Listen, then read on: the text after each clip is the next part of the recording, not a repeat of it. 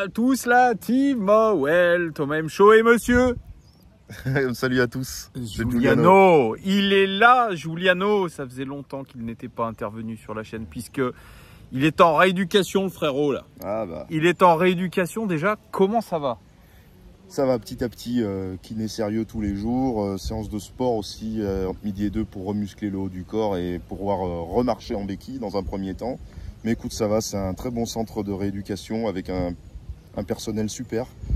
Les occupants sont cool aussi, le cadre est cool, donc écoute, on a tout, on mange pas trop mal. On mange pas trop mal, je tiens à le dire. Il y a pire, voilà, dans les milieux hospitaliers. Donc écoute, tout est en place pour se remettre au mieux et au plus vite sur pied, je l'espère. Voilà. Convalescent comme notre Olympique Lyonnais, et encore, c'est même pas de la convalescence. Peut-être un peu mieux que le club, moi, quand même. Voilà, Giuliano est en train de dire quelque chose d'important. Il va mieux que le club de l'OL qui l'a laissé. On t'a laissé, Giuliano, plutôt émotionnellement un petit peu bas avec ce club. Instable même, on va le dire. Parce que et beaucoup ont demandé d'ailleurs à ce sujet, Giuliano, il avait l'air pas bien, etc. Ah, il était triste pour notre club. Est-ce que tu l'es encore? Parce que ça faisait à peu près un mois et demi, hein, ça? Oui, c'est à l'issue d'un match, le match de trop, psychologiquement, c'était quand même un petit peu violent. Moi, ça fait des années, évidemment, que j'aime et suis ce club tous les week-ends, que j'attends les matchs, que je m'intéresse aux nouvelles arrivées, au départ, à comment on va construire, même à la tactique. Puis plus le temps passe et plus je me suis rendu compte que je me détachais de ce genre d'éléments-là, et je me suis dit que bah fallait que je prenne peut-être du recul avec le club pour mieux le lire et mieux le comprendre, parce que je comprenais plus rien, mais comme la plupart d'entre nous, je pense qu'aujourd'hui, bien malin celui qui me dit qu'il comprend ce qui se passe dans ce club, parce que moi j'y comprends toujours rien. Et maintenant, je le suis toujours avec intérêt, mais avec un peu plus de détachement et de distance. Également parce qu'il y a mon autre passion que tu connais, que nos amis de la communauté connaissent également. Le rugby. Voilà, qui m'occupe énormément et qui me passionne véritablement. Et qui me fait réaliser aussi qu'il y a vraiment deux mentalités différentes dans les deux sports et que le foot ferait aussi bien de s'en inspirer sur bien des points. Bref, et toujours est-il que voilà, donc j'ai une lecture un peu plus... modéré, même si je suis quand même très inquiet de ce qui... Comment tu vois les choses depuis que tu as quitté, t'as pas quitté Lyon Fan TV, mais en tout cas tu as quitté les lives réguliers, que tu nous suis plutôt sur les débriefs et que tu mets pas mal de commentaires aussi. Comment tu vois les choses? L'OL avant-dernier du championnat? Moi, je pense que si on est lucide 2 minutes, moi je suis très inquiet. Je veux bien que... J'ai lu pas mal de tes suiveurs qui sont quelques-uns, en tout cas, qui restent encore très optimistes, très... on peut pas leur donner tort. C'est sûr que si on voit tout en noir, on arrête tout, on plie les goals maintenant et on arrête. Ça, c'est clair. Cependant, il faut aussi être lucide et admettre que le club, il va très mal, qu'économiquement, on nous dira ce qu'on voudra, mais je pense qu'on est au fond du seau, au fond de la caisse, il n'y a pas un rond. Voilà, sinon, on n'achèterait pas des mecs à 5 €. Voilà, on n'essaierait pas de vendre les bijoux de la couronne, les filles, le stade, l'Asvel, l'Arena, machin.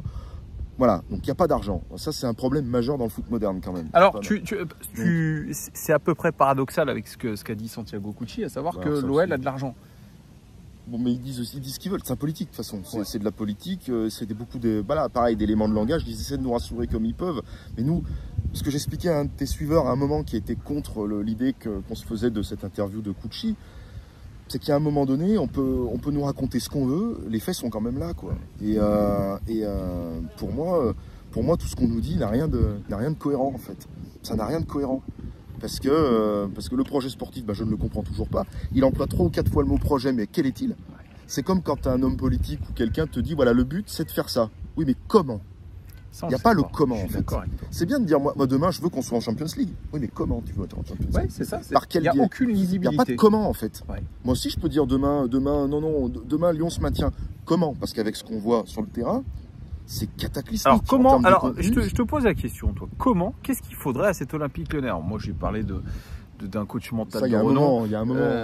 Qu'est-ce qu'il faudrait faire, Giuliano? Parce que certains le disent. J'écoutais encore Vicage Dorasso, ancien joueur de chez nous, qui disait je ne vois même pas l'OL armé pour lutter pour le maintien. Non, parce que le problème, c'est là où il a raison éventuellement, c'est que ce sont des clubs qui, de base, avant de commencer une saison, sont construits et matrixés dans le sens où ce sont des clubs qui disputent le top 5.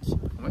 Donc, quand par malheur, c'est arrivé à Bordeaux, c'est arrivé à Monaco il y a quelques années, Voilà, c'est arrivé à Lille une année, ils se sont maintenus de justesse. Quand ces clubs-là se retrouvent dans une situation inattendue de devoir se sauver, eh ben, ils y sont moins préparés que des clubs comme Troyes qui savent qu'ils arrivent pour ça, que Metz, que Dijon à l'époque, qui a fini aussi par descendre, etc. etc.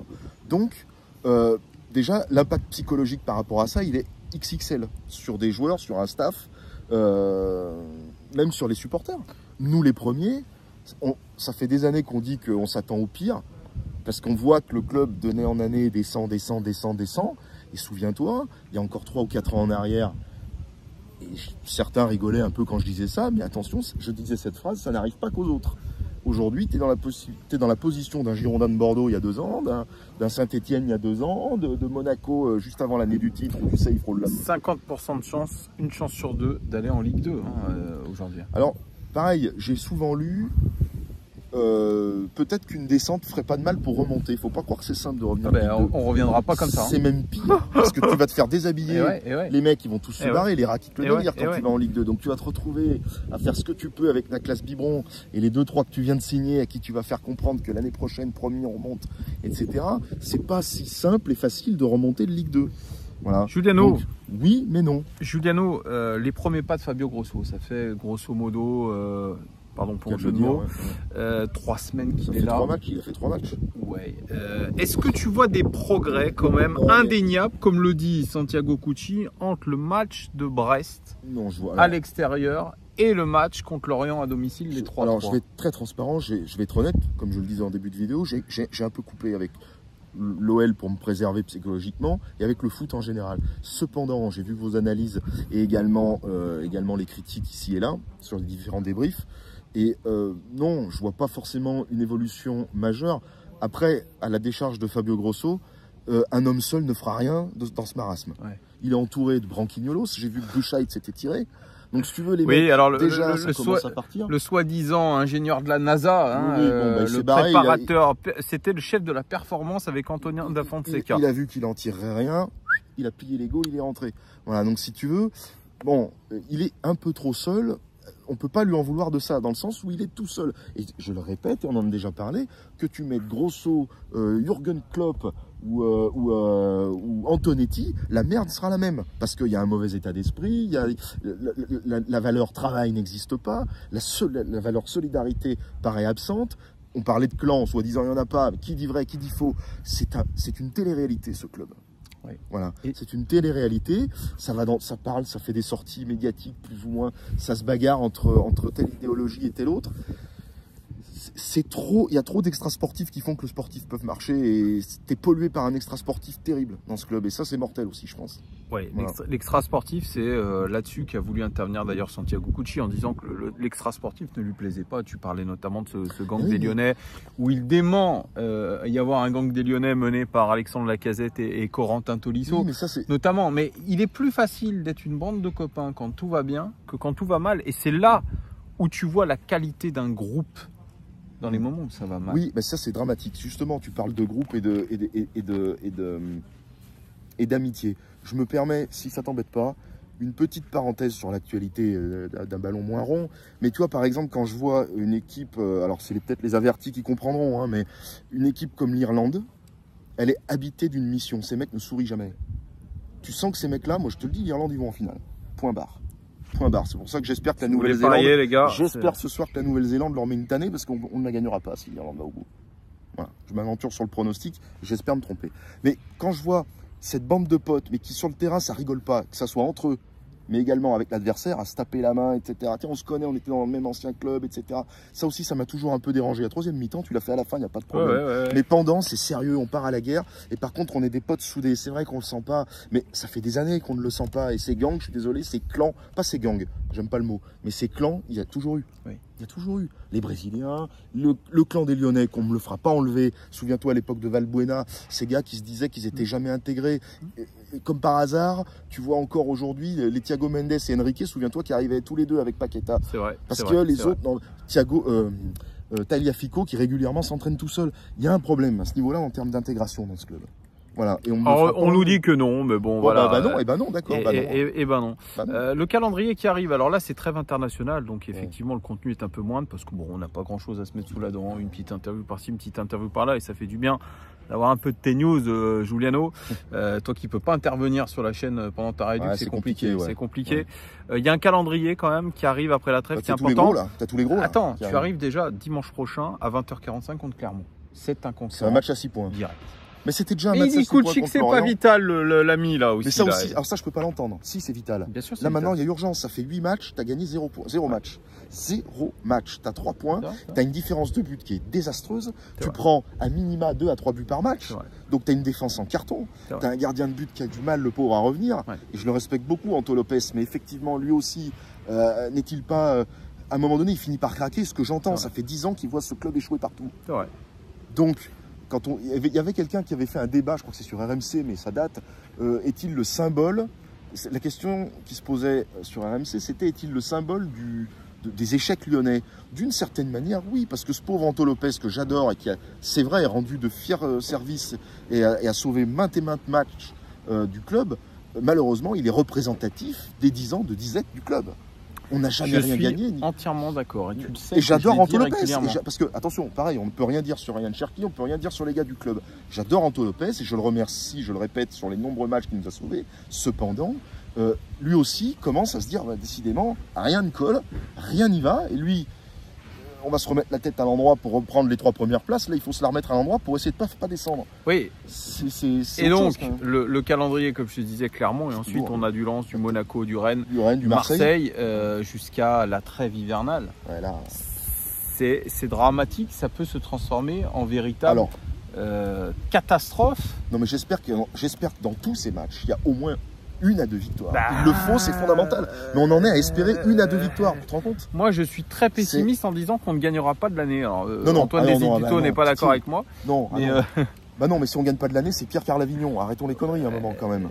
J'espère qu'on ne va pas être recordman de la loose dans l'histoire de la Ligue 1 quand même. Parce que si c'est pire que Dijon et Arles Avignon qui avait fait, je crois, 1 victoire. C'est vrai. Je te laisserai vérifier. Arles Avignon, ça remonte. Bah, c'était en 2006. Ouais, ça devait être 5. C'est loin. Je sais plus. C'est loin, Avignon. Mais c'était, je crois que c'est le recordman de Luz. Ils ont gagné un match. Et je suis même pas sûr encore. Donc j'ose espérer que tu te plantes et que non, on va pas faire pire qu'à l'Avignon. Donc toi, tu penses quand même qu'on va. Je pense qu'on va quand même gagner 4-5 matchs. Dans l'année? Non. Bah, dans la saison? Dans la saison, tu descends si tu gagnes 4-5 matchs. Il faut en gagner au moins une dizaine, quoi. Et encore. Et rappelle-toi, la saison dernière, Saint-Étienne en Ligue 2. Ils n'avaient pas gagné, il me semble, jusqu'à. Il faudrait que je regarde un petit peu parce que ils ont réussi 10 ou ils ont. L'année dernière, ils étaient à 2 doigts de descendre et puis finalement, et puis cette année, t'as vu, tu vois pas qu'on joue un barrage pour descendre avec eux. Ça serait drôle, ça ferait un peu. Sauf si ça on ferait un peu de suspense. Là, mais ça peut. Terminer en barrage pour la descente, Lyon versus Saint-Étienne qui monte et Lyon qui descend et inversement. Enfin, tu vois. Ton petit prono pour finir contre le match contre Clermont. Alors, j'ai toujours dit que cette équipe était impronosticable. C'est à Clermont, non, c'est à Lyon. Hein. C'est à Lyon. Avec une pelouse changée. Oui, c'est vrai. Allez, 2-1 Lyon. Je continue d'y croire, les gones, parce que sinon on va se tirer une bastos. Mais Merci à Giuliano là. On fera des petits points de temps en temps quand je vais passer le voir, l'ami Giuliano, parce que ça fait toujours plaisir de voir le frérot là qui peut pas intervenir. Avec plaisir. Après c'est vrai que voilà, je l'ai été, je suis honnête, je le répète. Je regarde moyennement les matchs, en pointillé. Je suis, mais je regarde pas trop les matchs parce que j'ai besoin de décrocher. C'est réel quand je dis ça, c'est sérieux. J'étais au bout du bout avec ce club qui me fatigue. Donc rassurez-vous, il va bien. Je le trouve plutôt en forme le frérot, la coupe est nickel, tout va bien. Merci en tout cas. Par contre, il y a un truc qui foire. C'est ton bracelet qui est vert, mon pote. Mais ça, faudra le dire à l'hosto. Ça, c'est inadmissible. Je leur ai dit, vous pouvez pas me changer la couleur. Ils m'ont dit, ah non, c'est vert pour les gens, pour l'orthopédie. Bon bah. Merci mon Giuliano. Et les gones, n'hésitez pas à vous abonner, vous n'êtes pas abonné. Hop, un petit pouce et puis n'hésitez pas à commenter ce qu'a dit cet homme-là. Il reviendra. Bien sûr. Allez, bonne semaine, bon week-end. Et allez les Bleus demain. Et allez les Bleus contre l'Afrique du Sud. Ciao. Bye bye.